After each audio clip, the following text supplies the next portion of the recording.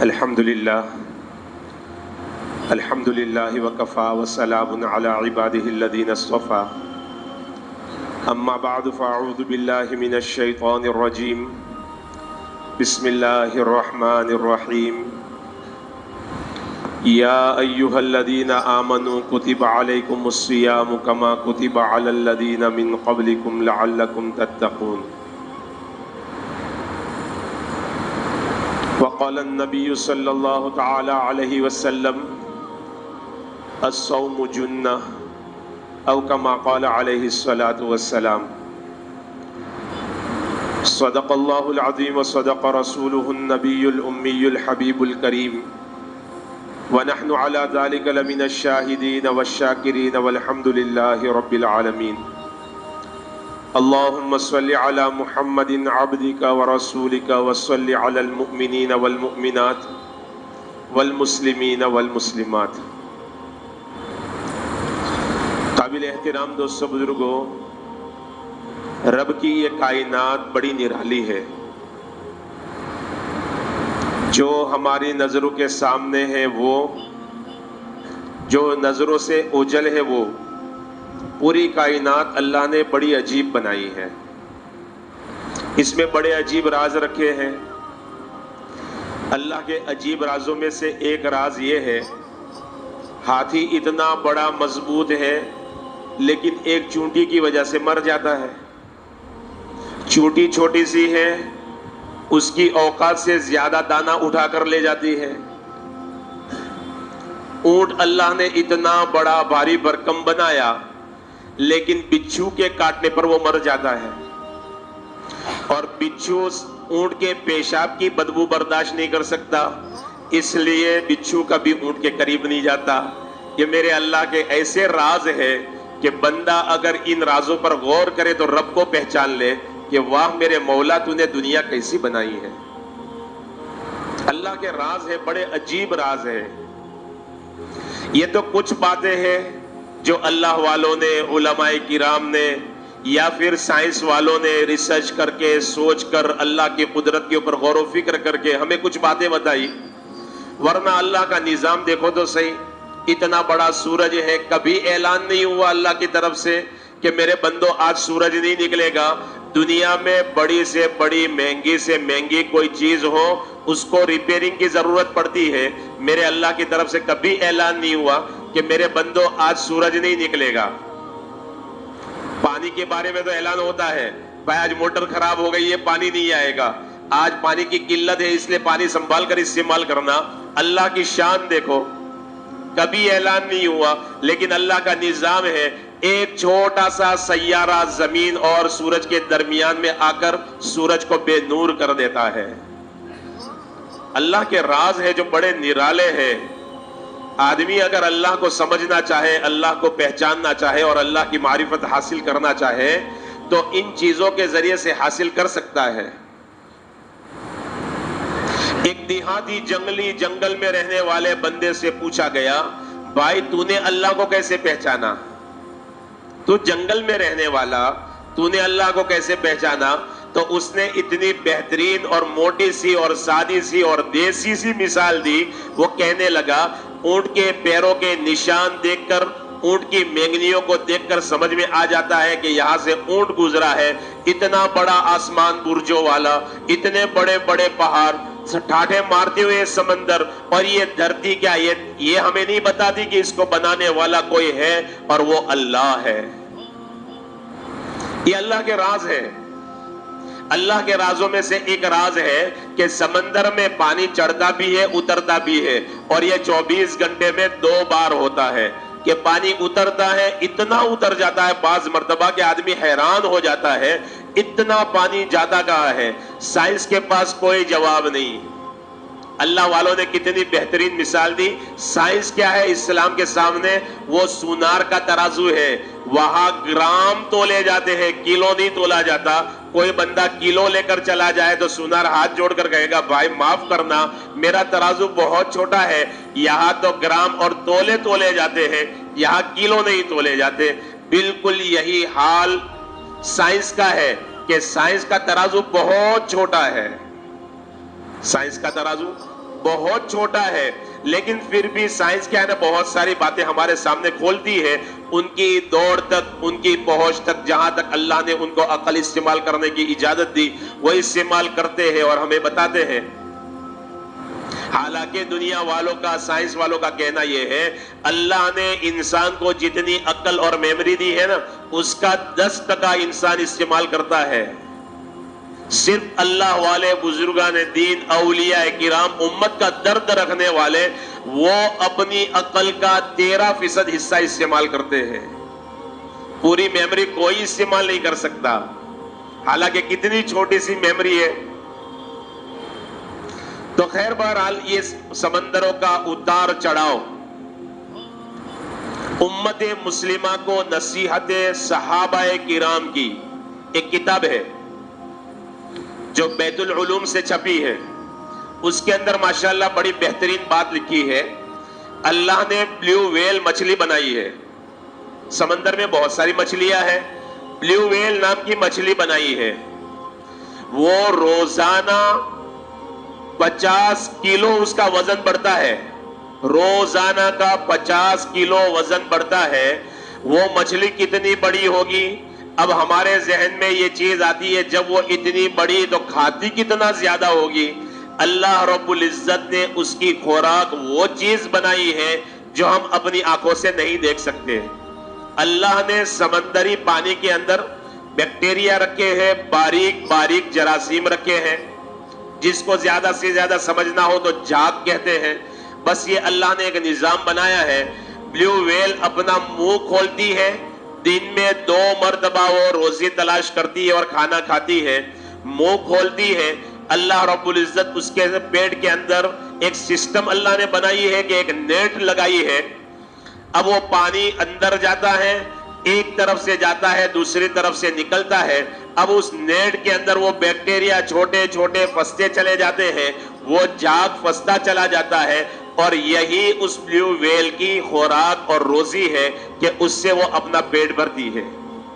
جب وہ اپنا منہ کھولتی ہے اور پانی اندر لینا شروع کرتی ہے تو سمندروں کے کناروں سے پانی اترنا شروع ہو جاتا ہے۔ یہ دن میں 2 مرتبہ اپنی روزی تلاش کرتی ہے، اس لیے 2 مرتبہ پانی یوں اترتا ہے۔ کیا اللہ کے راز ہے؟ اتنی بڑی مچھلی روزانہ 50 کلو وزن جس کا بڑھتا ہو اور کھاتی کتنا ہے؟ ہمارے عقل میں نہیں آتی یہ بات، لیکن یہ اللہ کا نظام ہے۔ پھر وہ سمندر میں گھومتی اتنی ہے، علماء کرام نے کتابوں میں لکھا ہے وہ اتنا اپنی زندگی میں گھومتی ہے کہ اگر وہ چاند کے 7 راؤنڈ لگاوے نا، 7 راؤنڈ، وہ آرام سے اپنی زندگی میں 7 چکر چاند کے لگا سکتی ہے۔ اپنی زندگی میں سمندر میں اتنا گھومتی ہے۔ ایسی ایک بلیو ویل مچھلی نہیں بنائی، اللہ نے کتنی بنائی ہوگی؟ کیا اللہ کا نظام ہے؟ پھر ہم جنگل کے لوگ ہیں، یعنی جنگل کے قریب کے لوگ ہیں، گیر جنگل ہمارے قریب ہے۔ ساوج اور شیر جنگل کا راجا ہے، کتنا مضبوط ہوتا ہے، بس اس کی ایک دہاڑ ہوتی ہے نا، سامنے والے جانور کی آدھی جان ختم ہو جاتی ہے۔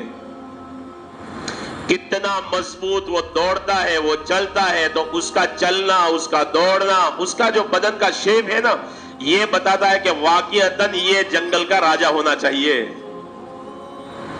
لیکن میرے محترم دوستو بزرگوں، اللہ کی شان دیکھو، شیر ہفتے میں صرف 1 بار کھاتا ہے، پورے ہفتے میں صرف 1 بار کھاتا ہے۔ یہ میوزیموں میں جو پالے جاتے ہیں اور بہت ساری جگہوں پر چھوٹے چھوٹے شیر کے بچوں کو پال کر بڑا کیا جاتا ہے، ہفتے میں 1 بار فیڈ کیا جاتا ہے اور ان کو روزی دی جاتی، بس وہ 1 دن کا کھانا پورا ہفتہ ان کو کافی ہو جاتا ہے۔ لیکن مضبوطی دیکھو کتنی طاقت دی ہے، بڑے سے بڑے ہاتھی کو چمٹ جائے ہاتھی بے بس ہو جاتا، بڑے سے بڑے گینڈے کو چپک جائے تو گینڈا بے بس ہو جاتا۔ اللہ نے کتنی زبردست طاقت دی ہے، کھاتا ہفتے میں صرف 1 بار ہے۔ اور اللہ نے ایک عجیب اور مخلوق بنائی ہے، جتنے بھی جاندار ہیں نا ان میں ایک مخلوق ہے جس کی عمر 150، پونے 200، 200 سال تک ابھی بھی جاتی ہے، وہ مگرمچھ ہے۔ मगर को और मगरमच्छ को अल्लाह ने इतनी लंबी जिंदगी दी है। साइंस ने रिसर्च किया, आखिर इसकी इतनी लंबी जिंदगी होने की वजह क्या। फिर दूसरी बात, वो शेर से ज्यादा मजबूत। अगर वो शेर का जबड़ा पकड़ ले या शेर का पैर पकड़ ले, शेर भी नहीं छुड़ा सकता, इतना मजबूत मगरमच्छ पकड़ता है। ये ताकत उसके पास कहां से आई? तो साइंस ने रिसर्च करते करते बताया कि असल में मगरमच्छ वजन के एतबार से होता है 700 किलो का, वजन उसका है 700 किलो, लेकिन 24 घंटे में वो सिर्फ 700 ग्राम खाता है। 24 घंटे में सिर्फ 700 ग्राम खाता है। इसके इस कम खाने की वजह से अल्लाह ने उसको इतनी बड़ी ताकत दी है। 24 घंटे में वो 700 ग्राम खाता है। मैं और आप एक वक्त का खाना माशाल्लाह 1.5 से 2 किलो खा लेते हैं। अल्लाह ने कितनी जबरदस्त ताकत दी है। ये मजबूत मखलूक अल्लाह ने बनाई ये पैगाम देने के लिए, ओ मेरे बंदो, रोजे तुम्हारे अपने फायदे के लिए हैं। तुम्हारे जिस्मानी भी फायदे हैं, उसमें रूहानी भी फायदे हैं। तुम क्यों कतराते हो रोजा रखते हुए? हमारी बड़ी बड़ी मखलूक थोड़ा थोड़ा खाकर इतनी बड़ी ताकतवर है, तुम्हारे जिस्म में कमजोरी नहीं आएगी। मौत आना तो दूर की बात है। अल्लाह ये पैगाम देता है, मेरे बंदो तुम्हें क्या हो गया? जरा गर्मी पड़ गई तो तुम्हारी जबान पर शिकायतें आ गई, अब रोजे रखना मुश्किल हो जाएगा। सैयदना अली रज़ी अल्लाह ताला से पूछा गया, अली आपको क्या पसंद है? अली के नाम पर तो बहुत दोस्तों हम नारे लगाते हैं, काश अल्लाह हमें अमल भी दे दे। हजरत अली ने क्या फरमाया? गर्मी का रोजा। क्या पसंद है? गर्मी का, ठंडी का रोजा नहीं, गर्मी का रोजा।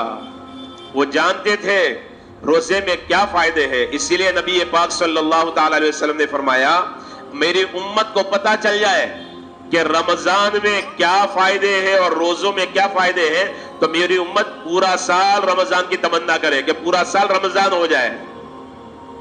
सहाबा नफली रोजे इस कदर रखते थे, उनकी भी तमन्ना थी कि रमजान पूरा साल हो जाता तो बेहतर था। बहरहाल मेरे मोहतरम दोस्तों बुजुर्गों, रोजों में हमारा अपना फायदा है। एक डॉक्टर को नोबेल प्राइज दिया गया। नोबेल प्राइज बहुत कीमती प्राइज गिना जाता है, बहुत ऊंचा इनाम होता है। उनको वो प्राइज दिया गया, उनसे पूछा गया आपको इस साल ये प्राइज क्यों दिया गया? तो उन्होंने कहा कि मैंने कैंसर की दवा खोजी है। कहा अच्छा, बहुत अच्छी बात है, अब तो कैंसर के मरीज ठीक हो जाएंगे, अब हॉस्पिटल कैंसर के बंद हो जाएंगे, लोगों को बड़ा फायदा हो जाएगा। कौन सी दवा है? कहा अभी दवाई मैंने तलाश नहीं की है, बस ये तलाश किया है कि अगर ये काम करेंगे तो कैंसर के चांसेस बहुत कम हो जाएंगे। कहा वो क्या है?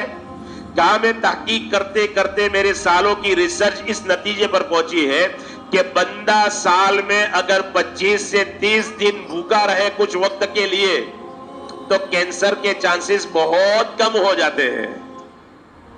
उस पर क्या दिया जा रहा है? नोबेल प्राइज दिया जा रहा है। और 1400 साल पहले मेरे और आपके आका हजरत मोहम्मद रसूलुल्लाह सल्लल्लाहु अलैहि वसल्लम ने उम्मत को रोजे दिए। ए मेरी उम्मत, ये रोजे रखना तुम्हारे जिस्म के एतबार से भी फायदा है और रूह के एतबार से भी फायदा है। इसलिए मेरे मोहतरम दोस्तों बुजुर्गों, हमें रमजान की कदर करनी है। बस एक हफ्ता बाकी है, अल्लाह ताला ने एक हफ्ता दिया है। अल्लाह ताला हमें कदरदानी करने की तौफीक दे। मेरे मोहतरम दोस्तों बुजुर्गों, अल्लाह ने जो हमें रमजान दिया है ना, आज के प्रोफेशनल दौर के अंदर जो प्रोफेशनल लोग होते हैं ना, वो बड़े बड़े सेमिनार कायम करते हैं, उनकी यहाँ बड़ी बड़ी कॉन्फ्रेंसें होती है। ये इसलिए करते हैं, सालाना वर्कशॉप लगाते हैं। आज भी जो टीचर लोग हैं ना, अगरचे इस साल वो रिटायर होने वाले होते हैं, तब भी उनका वर्कशॉप लगता है, उनको जाना पड़ता है। जिन्होंने इतने साल स्कूल के अंदर गुजार दिए, कॉलेज के अंदर गुजार दिए, लेकिन एक तरतीब है। ہر پروفیشنل کی اپنی ایک ترتیب ہوتی ہے، ان کی کانفرنسیں ہوتی ہے اور ان کی ورکشاپیں ہوتی ہے، اس کے اندر جانا پڑتا ہے۔ وہ کیوں کرتے ہیں؟ اپڈیٹ ہونے کے لیے، اپنے آپ کو اپڈیٹ کرنے کے لیے، اپنے پروفیشنل نالج کو بڑھانے کے لیے، اپنے لوگوں کو آگے بڑھانے کے لیے۔ یہ ان کی ایک ترتیب ہے، بالکل ہو بہو یہی ترتیب 1400 سال پہلے اللہ کے محبوب صلی اللہ تعالی علیہ وسلم نے ہمیں دی، اور وہ رمضان کے نام پر دی۔ ایک مہینہ ہمیں ایسا دیا کہ جس میں دن میں روزہ دیا، رات میں تراویح دی۔ روزے کے تعلق سے تو ہم 3-4 ہفتوں سے سن رہے ہیں۔ اب تراویح جو اللہ نے دی ہے نا، وہ بڑی نعمت ہے، بوجھ نہیں ہے دوستو، بڑی نعمت ہے۔ میڈیکل سائنس کہتی ہے بندہ جب کھاتا ہے نا اس کا شوگر لیول بڑھ جاتا ہے۔ دیکھو شوگر چیک کرنے والے جن کو شوگر کی تکلیف ہے، بیماری ہے، اللہ ہماری اور ہماری نسلوں کی حفاظت فرمائے، تو ان کو ڈاکٹر کیا کہتا ہے؟ صبح صبح بھوکے پیٹ شوگر چیک کروانے کے لیے آؤ، اور کھانے کے 2 گھنٹے کے بعد چیک کروانے کے لیے آؤ۔ یہ 2 وقت ہوتے ہیں عمومی طور پر شوگر چیک کرنے کے لیے۔ شوگر لیول جب ہائی ہو جاتا ہے نا تو ہمارے جسم کا سسٹم بگڑ جاتا ہے اور بیماریاں وجود میں آتی ہے، اور جب بھی بندہ کھاتا ہے اس کا شوگر لیول ہائی ہو جاتا ہے۔ اس لیے اللہ رب العزت نے رمضان میں ہمیں تراویح دی کہ ہم افطار میں کیا کچھ نہیں کھاتے۔ تھوڑی دیر کے لیے سوچے، ایک باؤل ہو، ایک کٹورا ہو، ایک پلیٹ ہو، اس کے اندر آپ کھجور بھی ڈالیں، پانی بھی ڈالیں، دودھ والا شربت بھی کوئی بھی ہو وہ ڈالیں، پھر اس کے بعد اس میں سموسا بھی ڈالیں، بجیا بھی ڈالیں، اور جتنی آئٹمیں ہیں وہ جو کھاتے ہیں نا ہم، وہ ساری چیزیں رگڑا وغیرہ سب کچھ ڈالیں، اور ذرا اس کو مکس کر کے دیکھیں، پی سکیں گے ہم؟ دودھ کی آئٹم میں کوئی ایسی چیز گر جاتی ہے نا تو دودھ کو پھاڑ دیتی ہے۔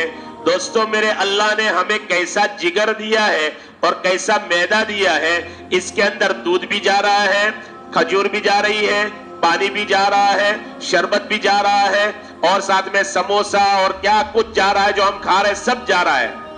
ہونا کیا چاہیے تھا؟ بد ہضمی ہو جانی چاہیے تھی، کھٹی کھٹی ڈکاریں آنی چاہیے تھی، آدمی کو اینو پینے کی ضرورت پڑتی یا زیرو پینے کی ضرورت پڑتی۔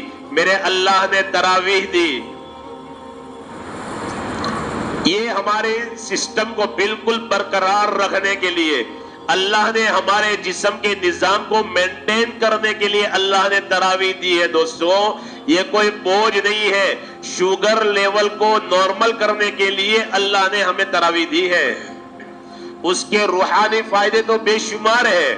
اللہ کیا دے گا آخرت میں وہ تو بہت کچھ ہے، گئے سال بھی الحمدللہ بیان کیا تھا اس کے اوپر، ایک ایک سجدے پر اللہ کیا دیتا ہے، لیکن جسمانی اعتبار سے کتنا بڑا فائدہ ہے۔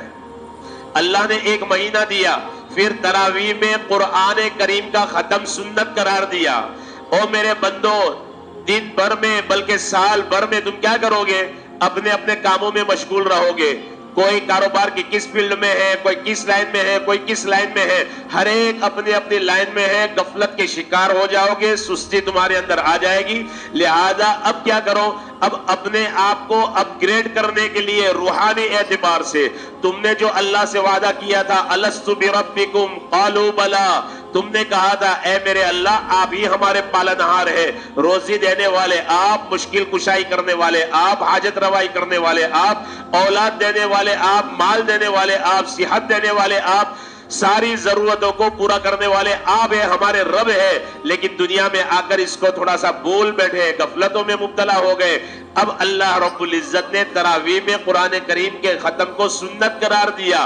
اب میرے بندو آؤ، سال بھر کی غفلت کو دور کرو۔ اب قرآن کریم شروع سے شروع ہوتا ہے اور ختم میں ختم ہو جاتا ہے۔ سنو میرے بندو، دیکھو میرے قرآن احکام کیا ہے، میں نے تمہاری کامیابی کا راز کس میں رکھا ہے، کن باتوں کے اوپر عمل کرنے سے تم کامیاب ہوگے۔